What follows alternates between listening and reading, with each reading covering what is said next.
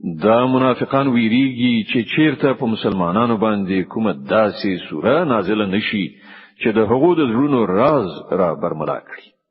ای پیغمبره دوی ته ووایه وکوي نورې مسخرې، الله د هغه را برتیرونکی دی چې تاسې له برتیره کېدو څخه ویریږي.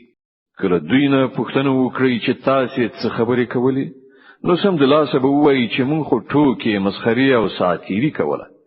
دوی ته ووایه آیا ستاسې مسخرې ساعتیري له الله او د هغه له آیاتونو او د هغه له پیغمبر سره وو؟ اوس زړونه مه جوړوئ، تاسې له ایمان نه وروسته کافر شوي یاست. که موږ له تاسې نه یوه ډله وبخو هم، نو بلې ډلې ته خو به موږ ارومرو سزا ورکړو، ځکه چې هغوی مجرمان دي.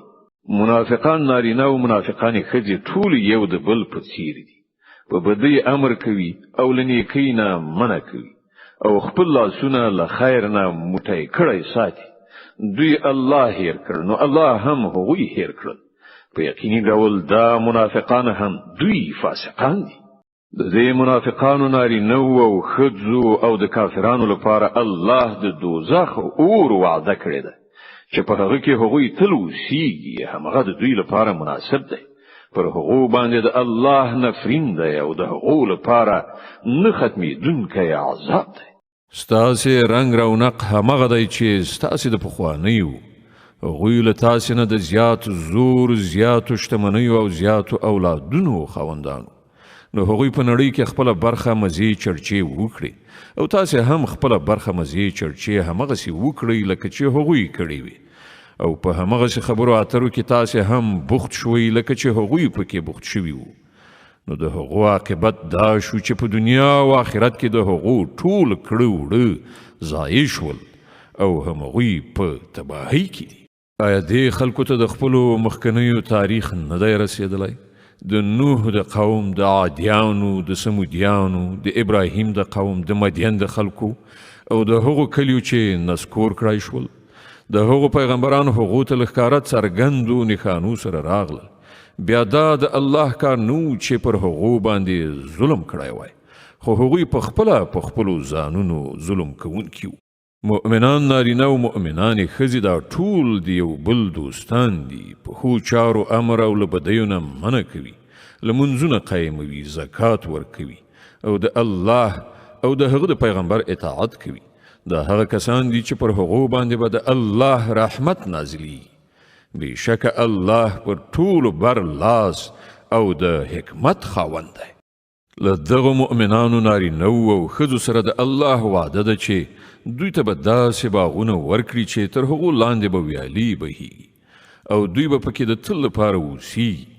په هغو تل ښېرازه باغونو کې به د دوی لپاره سوتره استوګنځی وي او تر هر څه زیات دا چې د الله رضا به ور په برخه وي. همدا ستر بری دی. ای پیغمبره، له کافرانو او منافقانو دواړو سره په پوره طاقت مقابله وکړه او له هغو سره ډیر سخت برخورد وکړه. په پای کې د هغو هستوګنځی دوزخ دی او هغه د اوسېدو ډیر ناکاره ځای دی. دا خلک په خدای باندې قسمونه کوي، وایي چې موږ هغه خبره نه ده کړې، په داسې حال کې چې دوی ارومرو هغه د کفر خبره کړې ده. هغوی له اسلام راوړلو نه وروسته د کفر مرتکب شول او هغوی د هغه څه د کولو اراده وکړه چې وی نشو کړای. د هغو دا ټوله غصه په دې خبره ده چې الله او د هغه پیغمبر په خپلې لورینې سره هغوی شتمن کړي دي. اوس که دوی له خپلې دغې کړنچارې نه راوګرځي نو د همدوی لپاره ښه ده، او که دوی راونه ګرځي نو الله به دوی ته ډیره دردناکه سزا ورکړي، هم په دنیا کې او هم په آخرت کې. او په ځمکه کې هیڅ څوک داسې نشته چې د دوی ملاتړ او مرستندوی وي. له دوی نه ځینې داسې هم دي چې هغو له الله سره وعده کړې وه چې که هغه په خپل فضل سره پر موږ لورینه وکړه نو موږ به خیرات ورکړو او نیک عمله وشو. خو کله چې الله په خپل فضل سره هغوی شتمن کړل نو هغوی بخیلي غوره کړه او له خپلې وعدې څخه داسې وګرځېدل چې په هغې باندې پروا قدر نشته. نتیجه دا راووتله چې د هغوی د دې بدلوزۍ له امله چې له الله سره یې وکړه او د هغو دروغو له امله چې هغوی وایي الله د هغو په زړونو کې نفاق واچو چې د هغه حضور ته د هغو د وړاندې کېدو تر ورځې پورې به په هغه پسې تګ پرې نږدي. آیا دا خلک په دې نه دي پوهېدلي چې الله ته ان د هغو پټ رازونه او پټې مشورې ښکاره دي او هغه له ټولو غیبي خبرو څخه په پوره ډول خبر دی؟ هغه پیژني هغه بخیل شتمن چې د هغو مؤمنانو په مالی قربانیو باندې تبصرې کوي چې په خوښه او مینه یې لګوي او په هغو کسانو پورې مسخرې کوي چې له هغو سره د خدای په لار کې د لګولو لپاره له دې پرته نور څه نشته چې هغوی پر خپل ځان باندې تکلیف تیروي او لګښت کوي. الله په دې ملنډو وهونکو پورې مسخرې کوي او د هغو لپاره دردناکه سزا ده. ای پیغمبره، که ته د داسې خلکو لپاره بخښنه وغواړې او که یې ونه غواړې، که ته اویا ځله هم د دوی د بخښنې هیله وکړې، نو الله به هغوی هیڅکله ونه بخي، ځکه چې هغوی په الله او د هغه په پیغمبر باندې کافر شوي دي او الله فاسقانو ته د رغېدو لاره نه ښیي. کومو خلکو ته چې د بیرته پاتې کېدو رخصت ورکړی شوی و، هغوی د الله له پیغمبر سره د ملګرتیا په نه کولو او په کور کې کېناستلو باندې خوشحاله شول او دا یې خوښه نه شوه چې د الله په لاره کې په سر او مال سره جهاد وکړي. هغوی خلکو ته وویل چې په دې سخته ګرمۍ کې جهاد ته مه وځئ. دوی ته ووایه چې د دوزخ اور له دې نه زیات ګرم دی.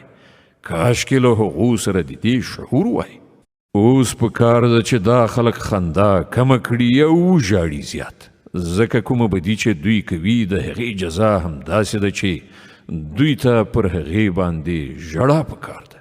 که الله د هغو منځ ته تا بیرته راولي او په راتلونکي وخت کې له هغو نه کومه ډله د جهاد لپاره له تا څخه د وتلو اجازه وغواړي، نو په ډاګه ورته ووایه چې اوس تاسې له ما سره هیڅکله نه شئ تللی او نه زما په ملګرتیا کې له کوم دښمن سره جنګېدی شئ. تاسې مخکې ناستی غوره کړی و، نو اوس په کور ناستو کسانو سره کینئ او که په راتلونکي وخت کې له هغو نه څوک ومري، د هغه د جنازې لمونځ هم ته هیڅکله مه کوه او مه هیڅکله د هغه پر قبر درېږه، ځکه چې هغوی له الله او د هغه له پیغمبر نه انکار کړی دی او هغوی په داسې حال کې مړه شوي دي چې فاسقانو. د هغو شتمني او د هغو د اولادونو زیاتوالی دې تا ونه غولوي. الله خو اراده کړې ده چې د دې مال او اولاد په وسیله هغو ته په دې دنیا کې سزا ورکړي او د هغو ساګانې په داسې حال کې وباسي چې هغوی کافران وي. کله به چې کومه سوره په دې مضمون نازله شوه چې الله ومنئ او د هغه د پیغمبر په ملګرتیا کې جهاد وکړئ، نو تا ولیدل چې کوم خلک چې له هغو څخه د قدرت خاوندانو، همغوی له تا څخه دا غوښتنه وکړه چې هغوی دې په جهاد کې له برخې اخیستلو نه معاف کړی شي او هغوی وویل چې موږ پرېږده چې له ناستو کسانو سره پاتې شو. هغوی په کور ناستو کسانو کې شاملېدل غوره کړل او د هغو پر زړونو باندې مهر ووهل شو، ځکه خو هغوی اوس په هیڅ نه پوهیږي. د دې برعکس پیغمبر او هغو کسانو چې له پیغمبر سره ایمان راوړی و، په خپل سر او مال سره جهاد وکړ او اوس ټولې ښېګڼې د همغو لپاره دي او همغوی بری موندونکي. الله د هغو لپاره داسې باغونه تیار کړي دي چې تر هغو لاندې ویالې بهیږي، په هغو کې به د تل لپاره اوسیږي. دا دی ډیر ستر بریالیتوب. له بانډچي یعنې د بانډو د اوسیدونکو عربو نه هم ډیر خلک راغلل چې هغوی عذرونه وکړل تر څو چې هغو ته هم د بیرته پاتې کېدو رخصت ورکړی شي. په دې توګه هغه خلک چې هغوی له الله او د هغه له پیغمبر سره د ایمان دروغجنه وعده کړې وه کېناستل. له دې بانډچیانو یعنې د بانډو د اوسیدونکو چې کومو خلکو د کفر کړنلاره غوره کړې ده، ډیر ژر به هغوی له دردناک عذاب سره مخامخ شي. په کمزورو او ناروغانو او هغو کسانو چې د جهاد لپاره مال او وسله نه لري کومه ګناه نشته که دوی له وتلو نه پاتې شول، که چیرې دوی د الله او د هغه د رسول په خاطر نورو ته نصیحت وکړي. په نیکانو د اعتراض کومه لاره نشته او الله بخونکی او مهربان دی.